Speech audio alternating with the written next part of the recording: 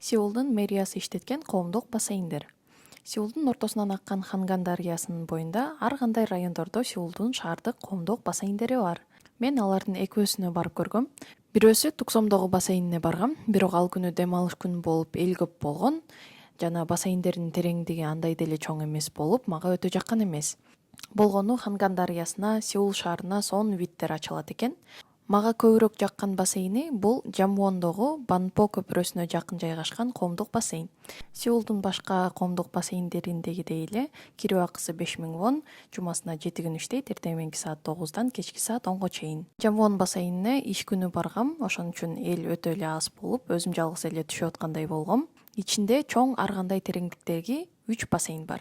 Бирөөсү тизеден келген кичинекей балдар үчүн бассейн, бирөөсү белиңен келген бассейн, бирөөсү болсо 1,5 метр терең бассейн, чоңдор түшө турган. Бассейндин тегерегинде лежак, чатырлар бар.